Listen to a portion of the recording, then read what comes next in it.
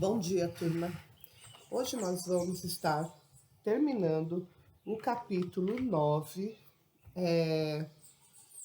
da apostila e é o último capítulo do terceiro bimestre. Depois disso, vocês vão estar fazendo os exercícios e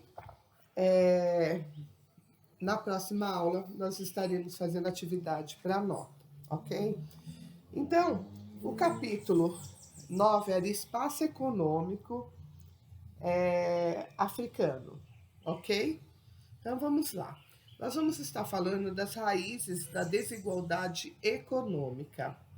Para entender um pouco a marcante desigualdade econômica da África, é necessário compreender o processo de ocupação e colonização desse vasto território pelos europeus.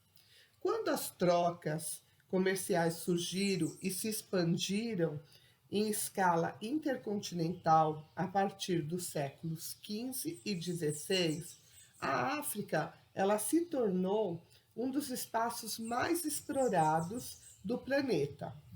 Eram dois os principais objetivos dos navegadores, que passaram a visitar a costa ocidental desse continente, explorar as riquezas minerais e capturar africanos para escravizá-los. Então vocês notam que eles foram um povo que sofreu muito com a escravidão. Quando eles viram que eles podiam ser capturados e a partir daí levar para outro continente e eles serem explorados e vendidos e ter lucro com isso, com as vidas humanas, passou a ser um comércio. A escravidão ela começou a ser vista como um grande comércio e como uma grande exploração dos negros. Com o desenvolvimento do capitalismo industrial da Europa, o papel do continente africano no cenário mundial mudou. Desde o século XVIII, a Inglaterra, berço da Revolução Industrial, passou a condenar e a impedir a continuidade da escravidão, pois a mão de obra não remunerada não participava do mercado consumidor dos produtos industriais. Olha só, eles não deixaram de pegar os negros para escravizar porque eles foram bonzinhos, e nem porque eles acreditavam que os negros não serviam mais para nada. Foi puramente por comércio. A Revolução Industrial ela começa da metade do século XVIII para o século XIX na Inglaterra. E aí eles começam a fabricar produtos em grande quantidade na Inglaterra. E esses produtos, para eles começarem a ser comercializados, eles tinham que ter consumidores. O que adianta você produzir e não ter ninguém para comprar? Então, eles começaram a perceber que os escravos faziam com que impedisse as pessoas de terem funcionários. Então, o que eles queriam? Que acabasse a escravidão para que eles pudessem vender os seus produtos para assalariado. Porque assim que acabasse a escravidão, todos que trabalhassem teriam que ser assalariado. E isso faria mudar o comércio após a Revolução Industrial. Assim, a partir do século XIX, a conquista europeia do continente se traduziu na busca incessante por novas e abundantes matérias-primas para expandir o processo produtivo. Quer dizer, na África tinha grande mão de obra barata, e além da mão de obra barata, eles tinham muita matéria-prima para o que eles precisariam. Então, eles começaram a ver ali não mais como um ponto para se pegar escravos, e sim um ponto para pegar matéria-prima. Nessa época, foram organizadas grandes expedições de reconhecimento do interior do continente. Uma das mais importantes foi a realizada pelo missionário e explorador escocês David Livingstone, que avistou o lago Ngami e o rio Zambezi, além de ser o primeiro europeu a fazer a travessia leste-oeste da África. Os expedicionários europeus forneceram informações valiosas sobre o interior da África, descrições de lugar e povos, mapas e indicações que facilitaram a ocupação e a partilha das terras. Descobriram, por exemplo, que o continente abrigava imensas riquezas minerais e madeiras de alto valor comercial. Além disso, era possível desenvolver a lavoura extensiva aos trópicos africanos, já que o continente apresentava enormes áreas de terras cultiváveis e dispunha de mão de obra muito barata. Assim, no século XIX, a África passou a ser intensamente ocupada pelas potências industriais europeias da época. Em 1885, o continente começou a ser partilhado entre a Inglaterra, a França, a Alemanha, a Itália, a Bélgica, Portugal e Espanha. Apesar de já terem perdido seu poderio, ampliaram suas antigas áreas de dominação. Então, aqui nós temos dois mapas: o mapa da colonização europeia e a África descolonizada. Então, estão aqui os dois mapas. E aí, nesses mapas, ele mostra o domínio estrangeiro no primeiro, né? As áreas ao qual pertencia esses países que eu acabei de falar. E o outro, a potência pré-independência, que ainda tinha muitos países que tinham o poder sobre a África, mas que eles começavam a voltar a ter independência de seu país. O continente africano foi dividido em cerca de 40 territórios distintos, sem que fossem levados em conta as diferenças culturais de muitos povos. Apenas os interesses dos dominadores europeus importavam. Ao observar detalhadamente o mapa atual da África, verificamos que muitas de suas fronteiras são retilíneas, fruto de uma divisão decidida fora de seus domínios. Como consequência, etnias irmãs foram separadas e etnias inimigas acabaram reunidas em um mesmo território. Data dessa época o agravamento de conflitos étnicos que perduraram em solo africano. A colonização dos europeus desorganizou completamente a vida dos africanos.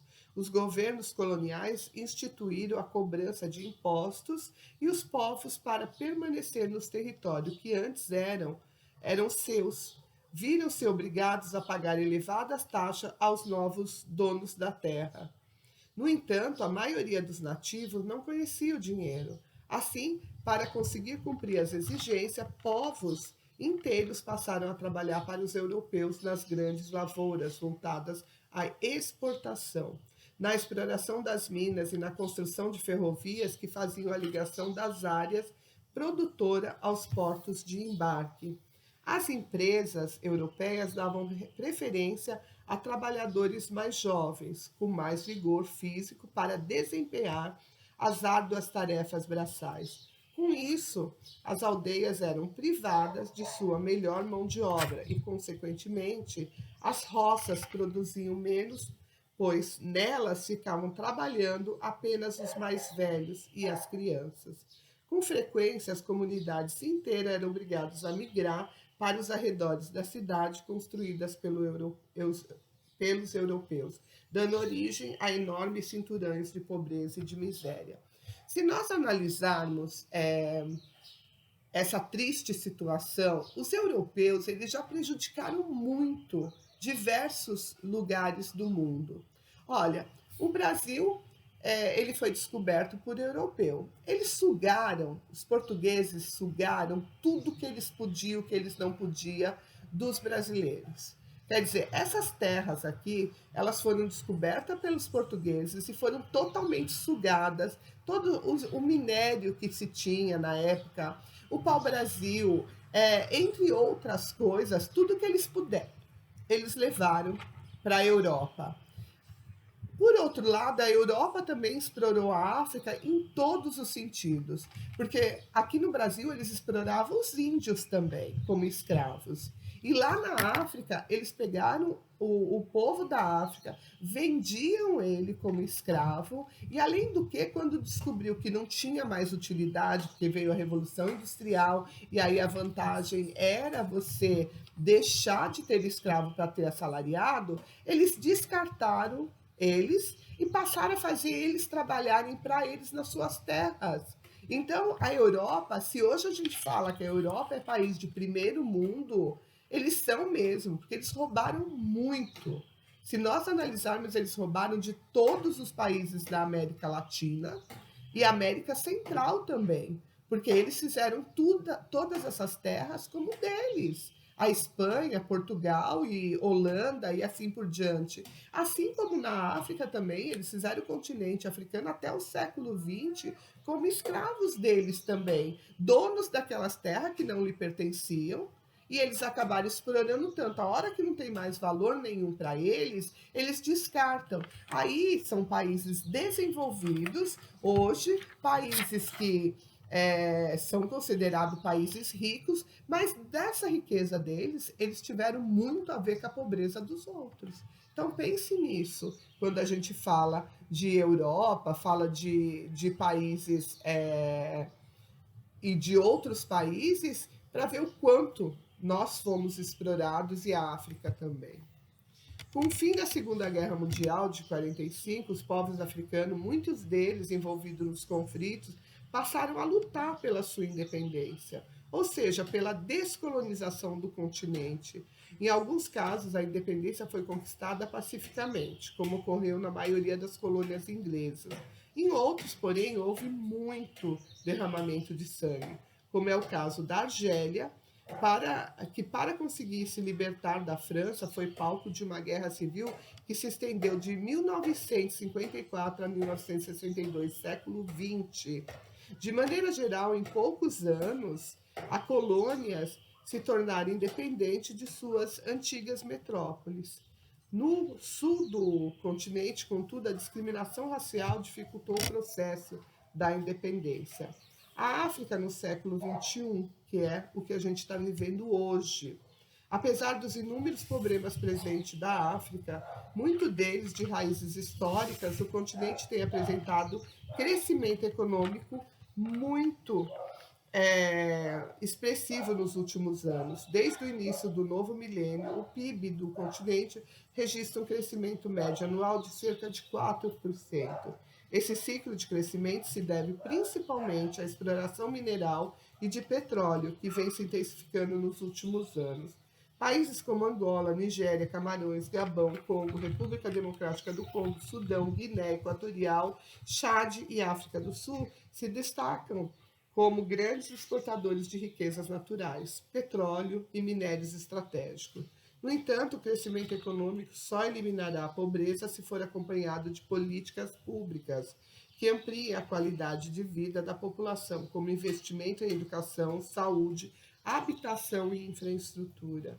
Assim como no período colonial, por suas riquezas naturais e imensas possibilidades econômicas, a África continua despertando interesses internacionais.